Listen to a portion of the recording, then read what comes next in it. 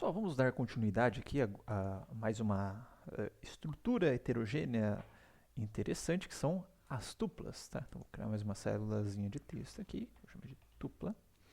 Qual que é a ideia da tupla? Tá? Que você armazene conjuntos de valores relacionados dentro de uma mesma estrutura. Então, por exemplo, quero armazenar a informação do nome e CPF de uma pessoa. Em vez de ter uma variável para nome, uma variável para pessoa, né? Enfim, uma lista com nomes, uma lista com CPFs e ficar pareando por meio dos índices, a gente pode criar uma tupla para já armazenar esse conjunto de valores relacionados dentro de uma mesma estrutura. Tá? Uma tupla, então vou colocar aqui var tupla, tá? Ela é dela pelos parênteses, tá? Então a lista, né? Lembrando que a lista a gente fez dessa forma com as chaves, a tupla ela vai ser definida por parênteses, tá? E os valores relacionados, tá, dentro desse conjunto vão ser separados por vírgula. Então, por exemplo, eu quero associar meu nome à minha idade, tá? Então vou colocar aqui Rafael, vírgula, minha idade é 35. Então, dessa forma eu crio uma tupla com nome e idade. Vou colocar CPF aqui também, por que não? Tá? E com isso, eu crio essa minha var tupla.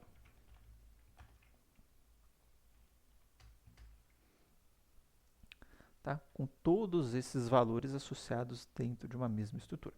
Se por um acaso você quiser acessar um índice aí da sua tupla, tá? Por exemplo, eu quero acessar qual que é o primeiro elemento da minha tupla. Aí fica parecido com a lista. Tá? Então, tupla 0 vai retornar o elemento... Opa, desculpa, tupla não.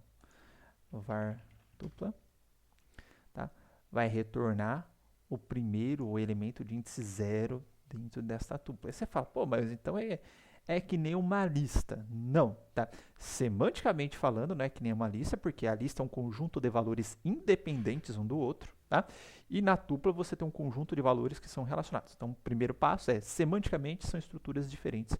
E na prática você pode ter usar ambas, né, para a mesma coisa, mas semanticamente falando, elas têm semânticas diferentes, as utilidades delas seriam diferentes, tá?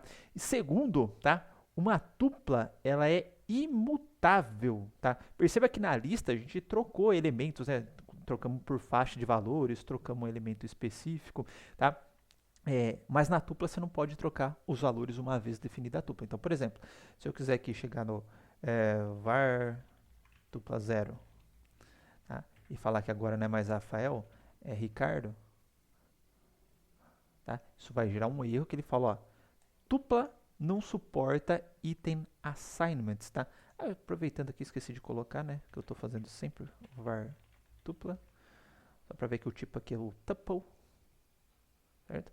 Aí tá aqui, ó, tuple object does not support item assignment, ou seja, não suporta atribuição, tá? Então, uma vez que você criou a tupla, tá? Você não pode mais alterar os itens dessa tupla. Portanto, tupla é uma estrutura de dados imutável, tá?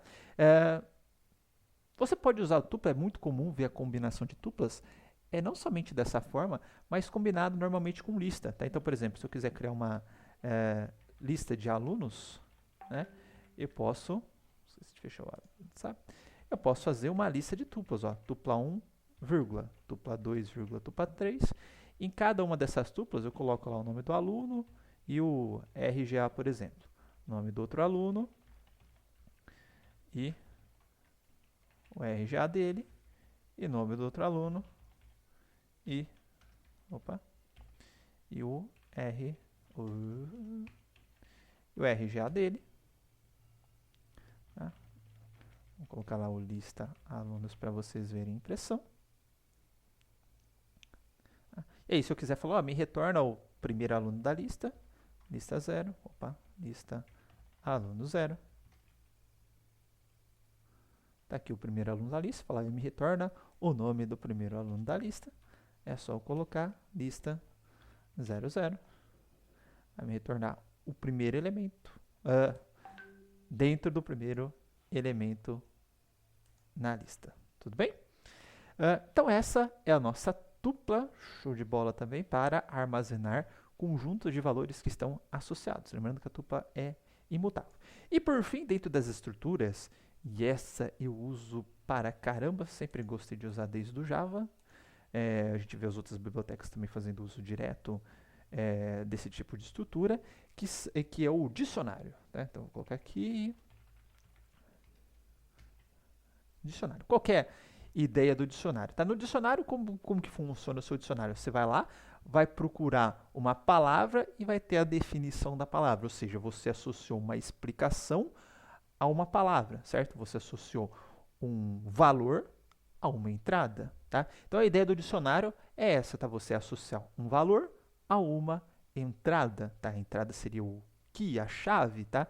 E o valor seria o valor resultante do mapeamento daquela chave, ou explicação daquela chave, o valor associado àquela chave. Tá? Para quem fez Java comigo, né, o famoso que a gente usava bastante, o hash map, né, fazer um mapeamento hash dado uma chave, respondia com um valor. Tá? Então, no dicionário, tá? Só para a gente ver como que a gente cria um dicionário, vou colocar aqui, var dict. Tá? Ele é criado por meio das chaves, tá? E aí, no primeiro elemento, tá? De um dicionário, dentro desse dicionário, tá? Ou quando você está criando essas associações, o primeiro elemento é a chave, tá? Eu vou colocar aqui, ó, PO, por exemplo, e vamos supor que o valor seria a disciplina por extenso, o nome da disciplina por extenso, tá? Então seria programação orientada a objetos. Tá? Então, dessa forma, eu crio uma associação entre PO e programação orientada a objetos. Se por acaso eu quiser fazer mais de uma associação, tá? Então, eu colocaria a vírgula, tá? E aí eu posso fazer outra associação. Então, por exemplo, TIA, dois pontos, tópicos em inteligência artificial. Tá? Dessa forma, eu criei uma variável dicionário. Tá? Se a gente quiser ver o tipo do dicionário, então, vou colocar aqui, ó, type var dict. Tá? A gente vai ver que o tipo é dicionário. Tudo bem? Beleza, dado que eu tenho um dicionário, né, se eu quiser retornar o mapeamento, tá, desse dicionário, eu vou utilizar o var dict, tá, a variável, e aí como se fosse uma lista, tá, mas dentro dessa lista eu vou passar o valor da chave. No caso aqui, ó, se eu passar PO, tá, programação orientada a objetos, se eu passar TIA, ele vai me retornar tópicos em inteligência artificial. Tudo bem? Lembrando que nesse vardict aqui, como eu posso fazer mapeamento de qualquer tipo para qualquer tipo, tá? Então aqui eu posso fazer, por exemplo, da mesma forma como que eu tinha para PO, por exemplo, e se eu quiser, opa, colocar uma vírgula aqui, tá? E se eu quiser ter ABC, dois pontos para 20, ou seja, tanto chave quanto valor podem ser de tipos heterogêneos dentro do dicionário, tá? Só indentar aqui para ficar bonitinho. Vou colocar aqui o vardict2 para a gente ver o resultado. Tá aqui o mapeamento. Se eu colocar vardict2 1, por exemplo, que é a chave, né, o valor numérico agora, ele vai me retornar o valor associado à chave. Tá?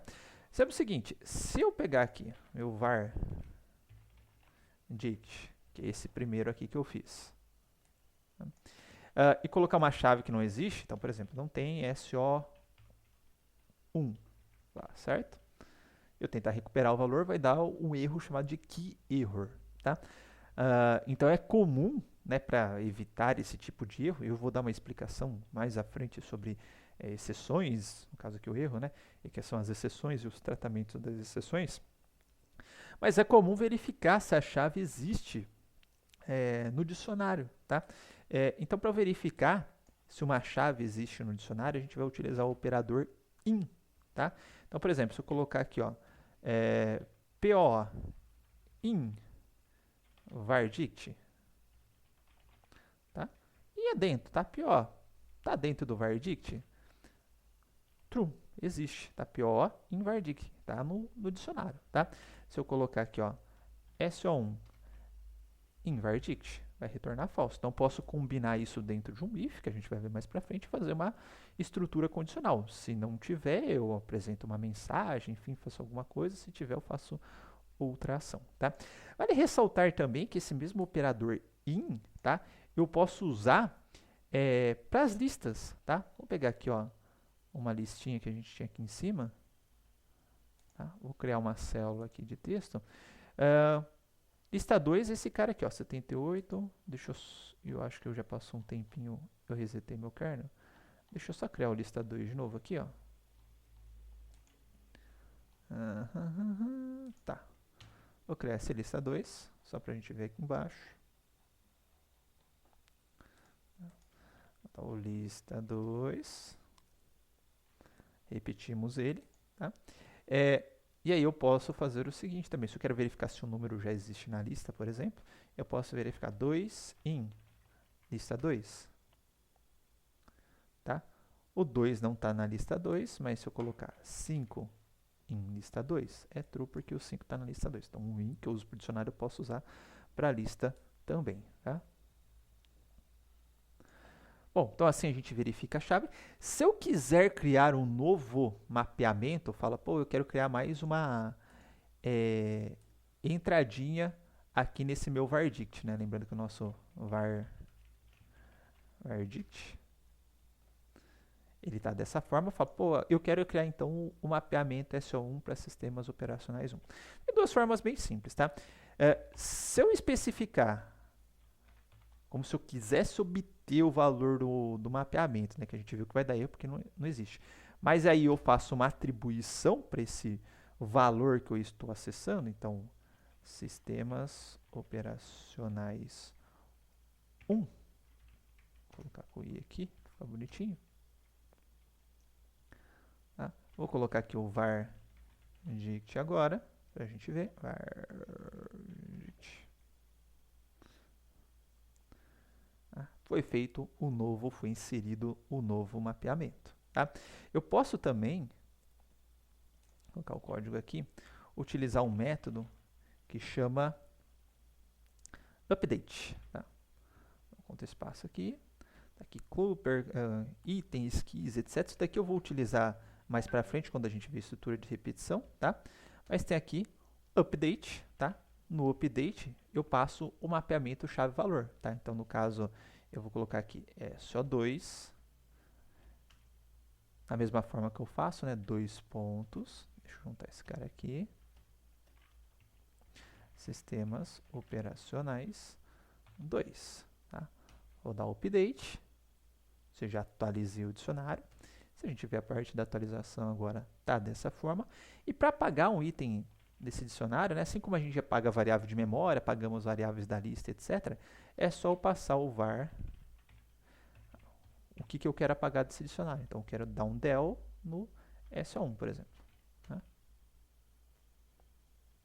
Então, var dict, para a gente ver o resultado.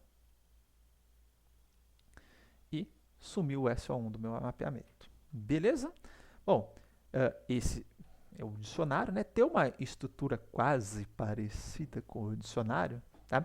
Que é a estrutura de conjuntos. Para a gente finalizar essa parte, texto, hashtag conjuntos. Tá?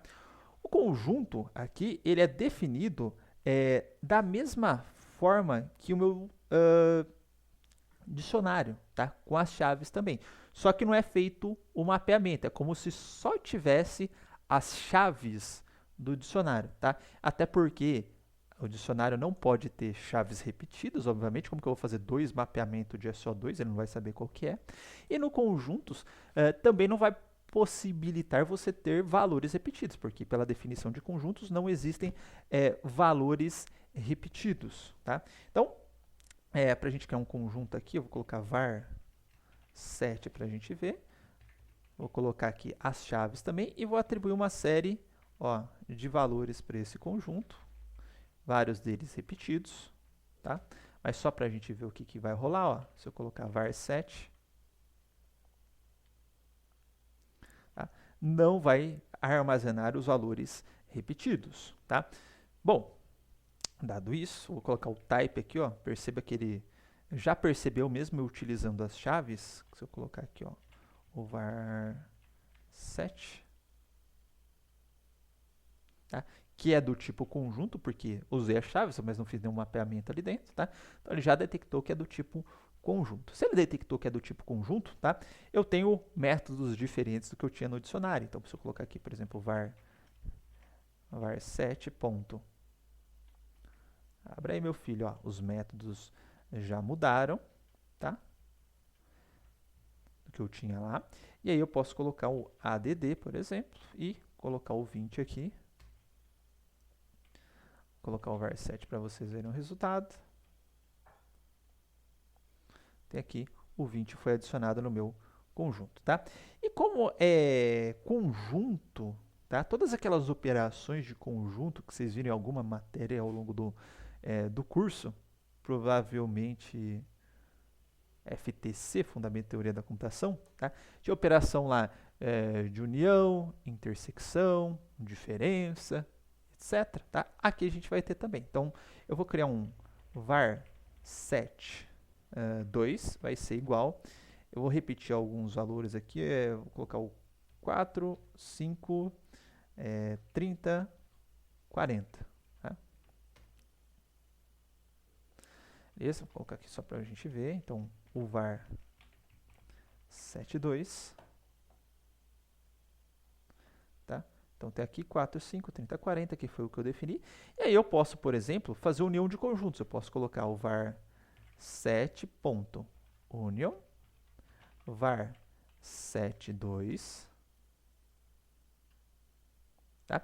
E aí eu vou dar uma dica para vocês. Tá? Percebam que aqui ele fez a união dos conjuntos. Ó, um era 1, 2, 4, 5, 20. O outro era 4, 5, 30, 40. Ficou ó, 1, 2, o 4 e o 5 estão em ambos os conjuntos. Né? Então ficou só 1, 4 e 5.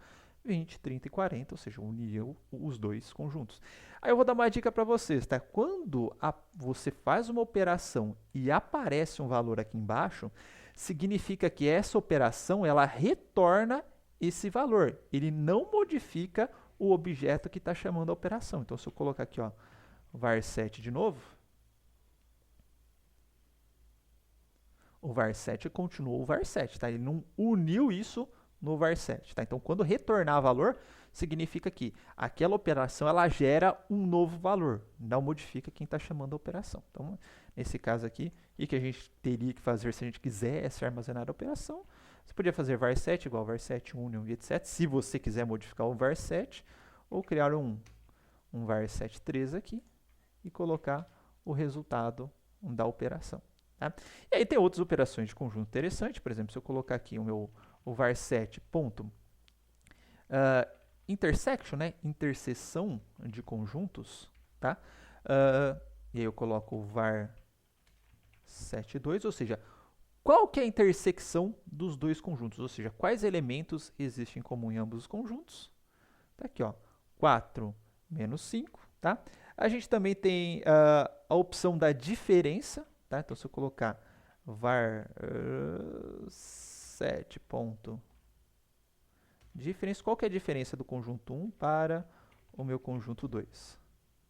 Tá? É 1, 2 e 20, porque o 4 e 5 está no conjunto 2. Tá? Então, o que o 1 tem de diferente do 2? 1, 2 e 20. Tá? Se eu não estou enganado, se eu fizer var 7 menos var 7,2, tá? Ele também já faz a diferença dos conjuntos, tá? Então, um conjunto menos o outro já dá a diferença. E se eu fizer var 7 mais var 7,2, ele faz a união do... Opa! Ah, não, isso daqui não dá para fazer, não. Achei que dava para fazer com var 7, mas só dá para fazer a diferença, tá? Outras operações interessantes, vamos lá. Se eu tiver aqui pegar o var7, ó, var7, eu quero verificar se um outro conjunto, tá, ele é subconjunto, então is sub7, então eu quero verificar se o 1 e o 2 é um subconjunto do var7. Tá? Peraí, var7. Tá. O var7, ele é subconjunto de 1 e 2? É falso, tá? Porque o var7 ele contém mais coisas do que só o 1 e 2, tá? Se eu trocar aqui, ó, vou fazer o inverso. 1 e 2, ele is subset do var7? É verdadeiro. 1 e 2 é subconjunto desse conjunto maior, tá? Assim como a gente tem o subset, var7, a gente tem para verificar se se é superconjunto, então o var7 ele é superconjunto do 1 e 2? É superconjunto, tá? Tá, intersecção. Qual que é a intersecção de dois conjuntos? Ó, var7 ponto intersection var7,2, tá? 4 e 5. E aqui no caso do var7, você pode usar o del também, mas ele tem a opção aqui de remove, tá? Para a gente remover um elemento do conjunto. Então, var7 remove, vamos remover o 1. Opa, é o elemento, não é o índice do elemento que você quer remover, tá? Então, var7, tá? Removi o 1 do subconjunto, beleza? Então, aqui a gente tem aí as estruturas, ou os tipos básicos aqui de variáveis do Python. Então, nós vimos aqui, ó, inteiro, nós vimos o flutuante, complexo, booleano, string, listas, tupa, dicionário e conjuntos, tá? E no próximo vídeo nós vamos ver aí operações básicas, operadores matemáticos básicos do Python e entrada e saída básica do Python. Então, até lá.